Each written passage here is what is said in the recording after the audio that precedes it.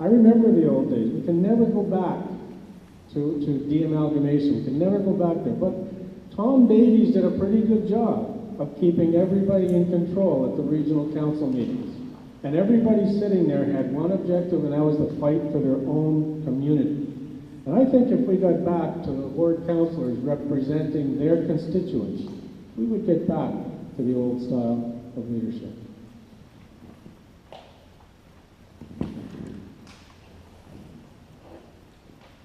As a person with disability, I see things differently.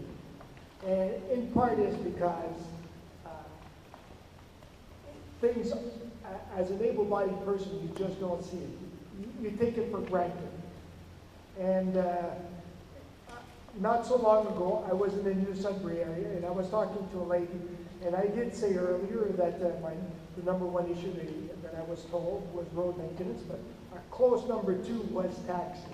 So I asked this one lady what I thought would be a resolve to her issue, and she said, "Well, I have to make a decision to provide the best possible service to my daughter, who is receiving home care because of permanent disability, and or maintain the house." And she said, "I can't afford to pay the taxes that they want to keep increasing." So I suggested to her briefly, I said, you know, what if we proposed a similar tax reduction, property tax reduction, for you as a person with disability versus somebody who has it providing care for their parents at home? Would that help? Hold that thought.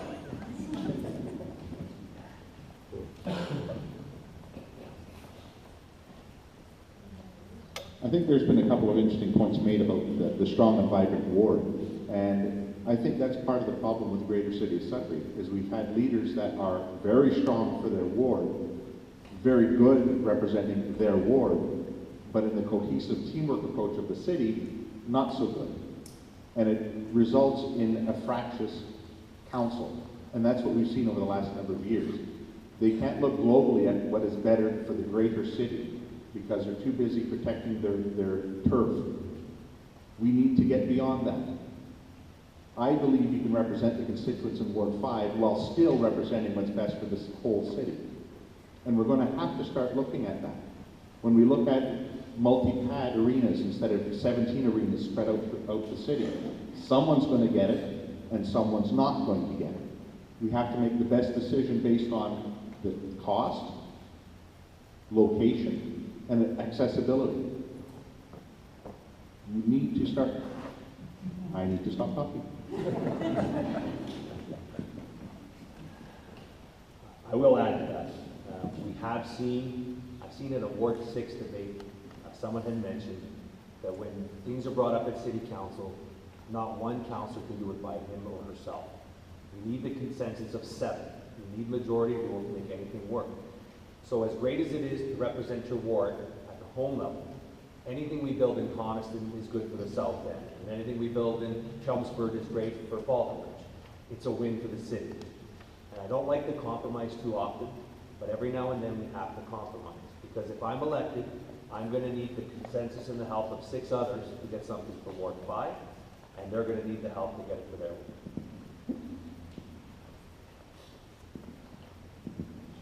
Thank you. There we go. Okay. Final question before we break for a few minutes. Given the proposed budget of a 4.9% increase in taxes for the coming year, what actions would you suggest be taken? Starting with Mr. Kerwin.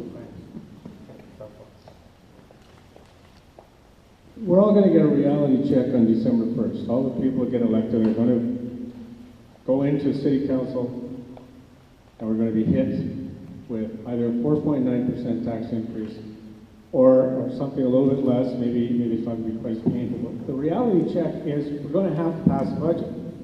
And during election time, we all want to improve the services.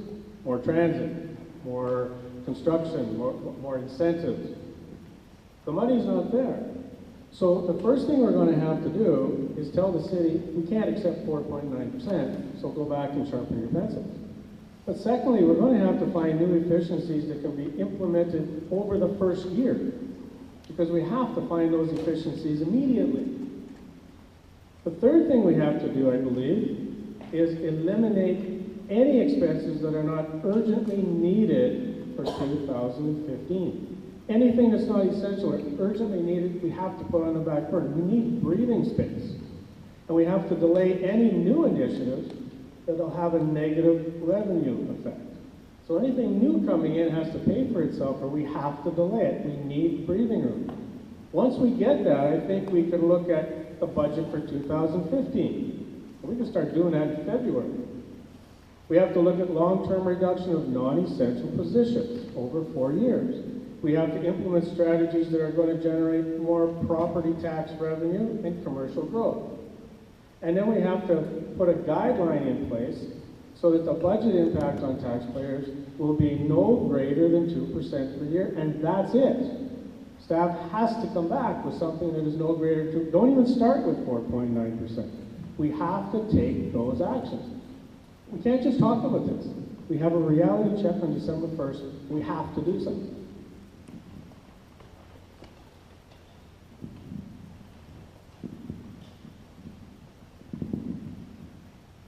Well, I definitely, certainly would not accept a 4.9% increase, but that's a beginning, that's a starting point.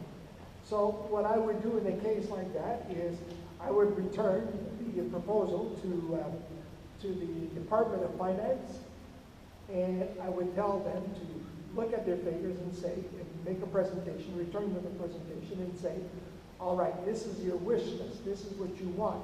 But what would you suggest that are not a priority that are on there? The other thing I would do is I would definitely consult the staff to determine what they thought were priorities that didn't need to be out there. I mean, one of the things in any workforce, what is your greatest asset in the workforce? It's your staff. So let's keep that in mind when decisions are being made. The other thing I would do is, you know, part of the problem in the past in a lot of businesses is the management or the administrators are the ones that make the decision. They don't consult with the staff. So, but like I said, I do believe that the staff are the ones that have the answers. They'll come back and provide us with some answers, and we as a group, as a team, when we get together, we'll work it out from there. Thank you.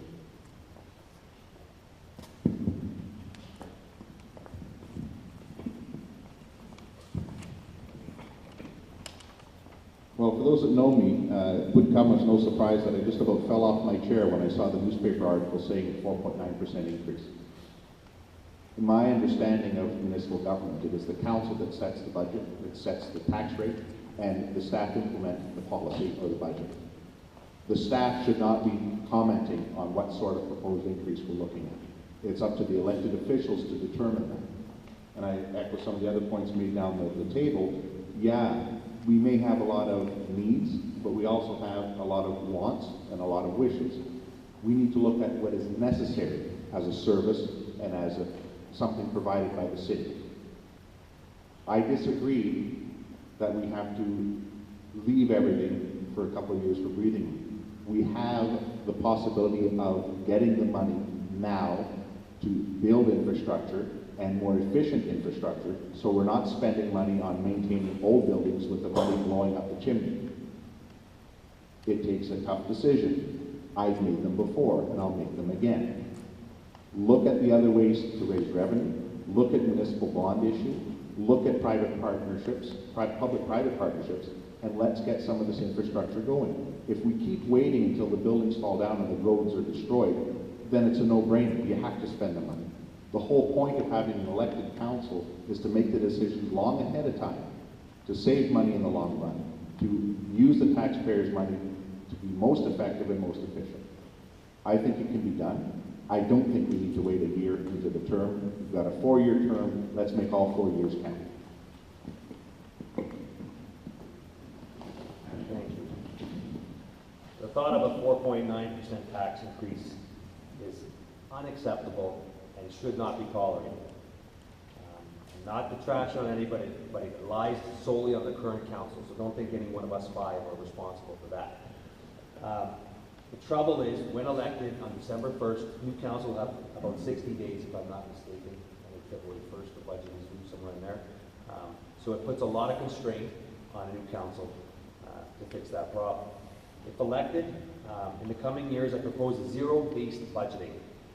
We'll start by looking at the short and the long-term actions, and we need to see where our money is being spent and setting the spending priorities for the long-term groundwork. We can't just take 4 years. We have to look to 2020 and beyond. We can work year-to-year budgets, but we have to look to the future. Wants and needs have to be differentiated. And we need to bring in public partnerships, possible borrowing with bond issues, and the reduction of non-core and non-essential services. I do agree with our previous two. We can't spend money that we haven't got. Yes, and 4.9% increase is something we haven't got. We have people right now having problems to pay the taxes of this last year we had. They're on retirement from 10, 15 years ago. We have to help them before they go out of their houses and become a responsibility of our welfare system. Okay. Falconbridge and Valley have a decent reason for having a cost-effective suggestion plan. Give those to the employees of the city. We have a 15% of the first year saving that the employee gets if he renders a saving to the city. Let's hear them. It's very important. It's not costly to the city at all because it's 15% of the saving.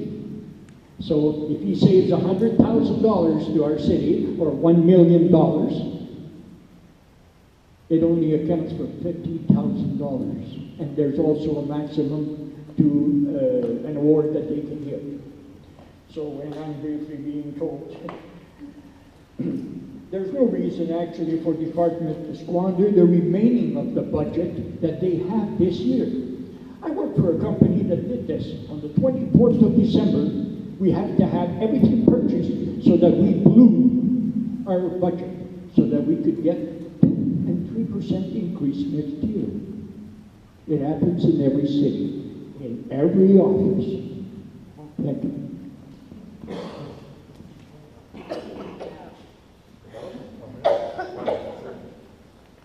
Very quickly, I'm on record as being in favor of borrowing the money to fix everything that we need to fix now so we can enjoy living in our city and we can start seeing commercial growth.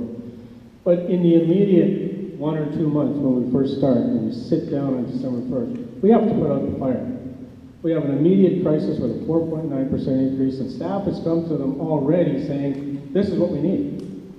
So we have to make some decisions to say, let's get a couple of months, let's make sure we've got 2015 underway, and let's now start to look at what we can do in the future. Long term, pick up these things about the municipal bonds, figure out what we can borrow, how much we can borrow, if we want to borrow, and start making some long-term plans. But in the immediate, we do have to deal with the immediate problems that we come up with in December. And then we can start looking at the long-term solutions. But we do have a fire to put out December 1st, and that's the reality.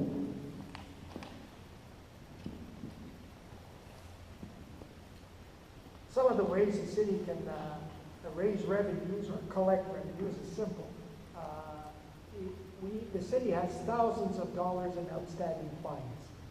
That is a source of revenue that we are not receiving. When I say outstanding fines, I mean municipal bylaw infractions. I would start by collecting that, and that would be a source of revenue. Now, in regards to zero-based budgeting, I'm not sure if you mean 0% increase on everything. No. No? You're not talking about it.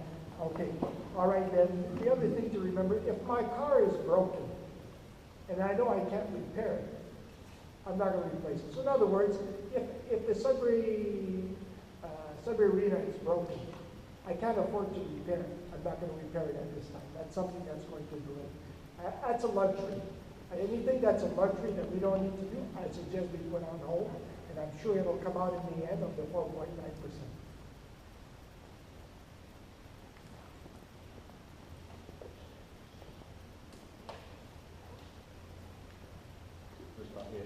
In quick rebuttal. In quick rebuttal, it's a 4-year term that we're being elected to, and tough decisions do have to be made. No ifs, ands, or buts about it. It's not going to be a fun, happy 4 years. It's going to be stressful. It's going to be difficult. But the citizens are electing us to that 4-year term, expecting 4 years, not a 1-year grace to get up to speed and figure out what has to happen. They want us to hit there December 1st and say, let's take the reins, let's lead this city back to where it should be, and let's put down the policy and budget that we need to get the city flying. We don't need to waste 12 months, and folks, I'm not going to do it. December to February is 60 days. Might have to work a little bit over Christmas. I'll get you a budget out, and it won't be 4%. Richard, zero-based budgeting, you make $100 grand a year, you pay your mortgage, you pay your car, you pay your insurance, you pay your essentials, your necessities. Like you said, you got to differentiate between needs and wants. I want a new truck. I don't need one. So that's what I mean by zero base. It doesn't mean 0% tax increase. No more than the rate of inflation, or a little over 1.5% to 2% maximum. And the reward system at Falcon Ridge is no longer there. We're now called Glencore.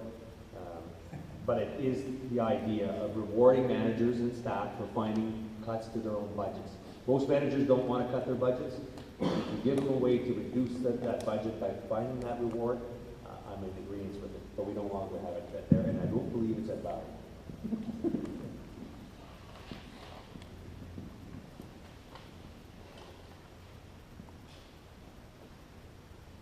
It's true.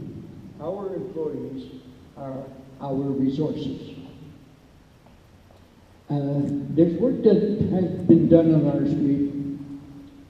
We have one truck that's idling for 8 hours because he's a supervisor. We have 3 men doing the job. How come we end up with this type of waste of time? One supervisor should be able to handle at least 4 or 5 different jobs in different parts of the city. He's sitting in a truck. The city is big, but this is ridiculous.